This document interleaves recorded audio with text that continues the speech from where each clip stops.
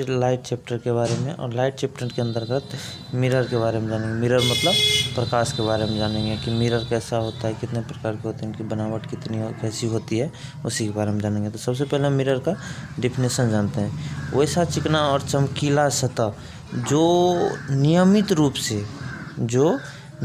रूप से प्रकाश का परावर्तन करती हो, साथ ही जिसकी एक सतह पर चांदी का लेप लगाया हुआ हो, उसे हम दर्पण कहते हैं। जैसे कि आप चित्र में देखते हैं, मान लीजिए कि यह एक सतह है। इधर से प्रकाश ऐसे आई तो टकराने के बाद रिटर्न होता है। परावर्तन का नियम क्या है? किसी सतह पर आया और आके टकराने के बाद पुनः उसी माध्यम में लौट जाता है। तो ये यहाँ से ऐसे आया और फिर वो इधर लौट गया। तो ये प्रकाश का नियम का पालन, मतलब परावर्तन के नियम का पालन किया। और यह एक सतह है, एक सतह इधर है, एक सतह इधर है। इधर से हम ये जो लाइन खींचते हैं, इस पर हम ये दिखाते हैं कि इधर से चांदी का लेप लगा हुआ है। तो यह आपको दर्पण बन गया। तो जानेंगे, समझ में आ गया। वैसी चिकनी और चमकीली सतह जो नियमित रूप से प्रकाश का परावर्तन करती हो, साथ ही एक सतह पर चांदी का लेप लगाया गया हो, उसे हम दर्पण कहते हैं। अब जानेंगे कि दर्पण कितने प्रकार के होते हैं। तो दर्पण तीन प्रकार के होते हैं। पहला है समतल दर्पण, दूसरा है गोलीय दर्पण, तीसरा है परवलयक दर्पण। दर्पण तीन प्रकार के कौन? पहला समतल दर्पण, दूसरा गोलीय दर्पण, तीसरा परवलयक दर्पण।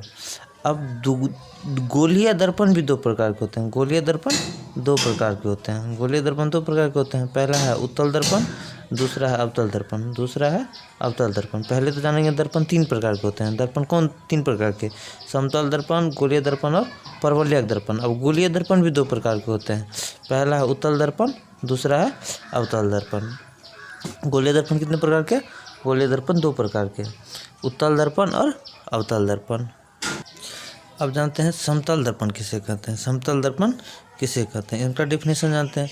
वैसा दर्पण जिसका परावर्तक सतह, मतलब एक साइड समतल हो, उसे हम समतल दर्पण कहते हैं। जैसे कि यह एक दर्पण हो गया।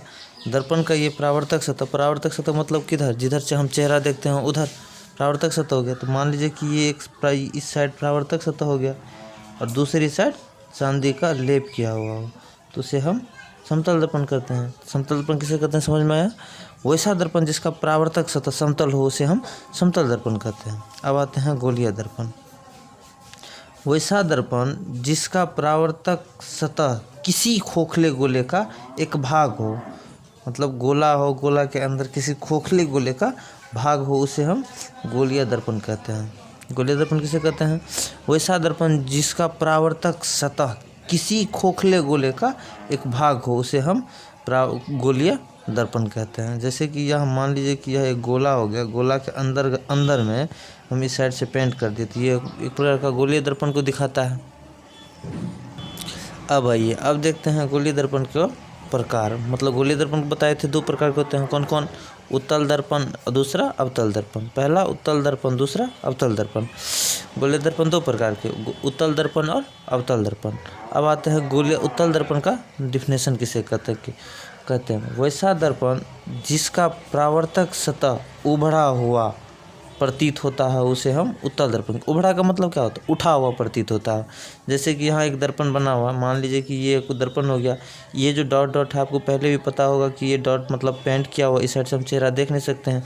तो जिस साइड से मतलब लेप करते हैं, उसके अपोजिट साइड इसको हम परावर्तक सतह कहेंगे।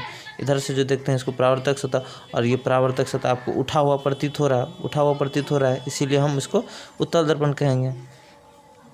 अब आते हैं अवतल दर्पण।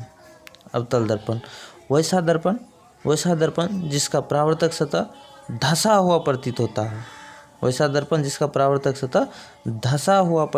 हो, उसे हम अवतल दर्पण कहते हैं। जैसे कि एग्जांपल में लीजिए, मान लीजिए कि यहाँ से हम एक पेंट किए, ये एक दर्पण हो गया। दर्पण में क्या कह रहा है कि धंसा हुआ प्रतीत हो, परावर्तक सतह। तो परावर्तक सतह ये हो गया।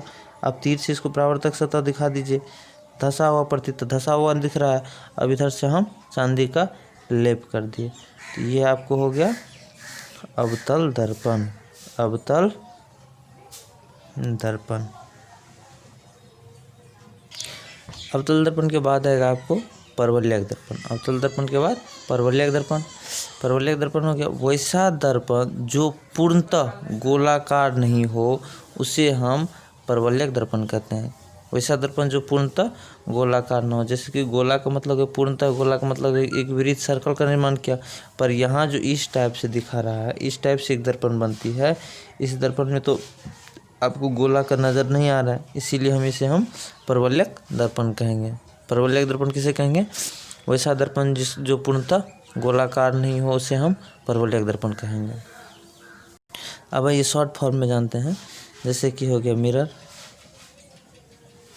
मिरर मिरर कितने प्रकार के? मिरर 3 प्रकार के, समतल, गोलीय और परवलयक। गोलीय दर्पण भी 2 प्रकार के, उत्तल दर्पण और अवतल दर्पण। तो पहला समतल है। समतल का चित्र कैसे बनाएंगे? और चित्र में ही आपको डिफिनेशन नज़र आ जाएगा। वैसा दर्पण जिस समतल है ना, तो परावर्तक सतह समतल रखेंगे। यह गोला है ना, तो परावर्तक सतह गोलाकार हो। परवलयक है ना, तो परावर्तक सतह मतलब पूर्णतः गोला नहीं हो, उसे परावर्तक सतह पूर्णतः गोला नहीं हो, उसे हम परवलयक दर्पण कहेंगे। तो वैसा समतल का डिफिनेशन देखते हैं। वैसा दर्पण जिसका परावर्तक सतह समतल हो उसे हम समतल दर्पण कहते हैं। तो परावर्तक सतह जिस साइड से चेहरा देखते हैं उसे हम समतल दर्पण कहते हैं। गोलीय दर्पण वैसा दर्पण जिसका परावर्तक सतह एक गोले का खोखले गोले का भाग हो, उसे हम गोलीय दर्पण कहते हैं। और गोलीय दर्पण के बाद परवलयक दर्पण। वैसा दर्पण जो पूर्णतः गोले का निर्माण नहीं, मतलब परावर्तक सतह, वैसा दर्पण जिसका परावर्तक सतह पूर्णतः गोला का रूप नहीं हो, उसे हम परवलयक दर्पण कहेंगे। अब इसके बाद आपको आ गया उत्तल दर्पण। उत्तल दर्पण में क्या है? वैसा दर्पण जिसका परावर्तक सतह उठा हुआ प्रतीत हो। परावर्तक मतलब जिस साइड से चेहरा देखेंगे उसको हम परावर्तक सतह कहेंगे। तो इधर परावर्तक सतह, तो पेंट सतह इस साइड होगा। यह हो गया आपको उत्तल दर्पण। अब आते हैं अवतल दर्पण। यह भी एक गोला का भाग है, मतलब गोलीय दर्पण का भाग है। तो गोलीय दर्पण का भाग होने का मतलब हम यहाँ से गोला को लिख लिए, गोला लिखे। अवतल में क्या है? परावर्तक सतह धसा हुआ प्रतीत हो। तो धसा हुआ किधर है? इधर है।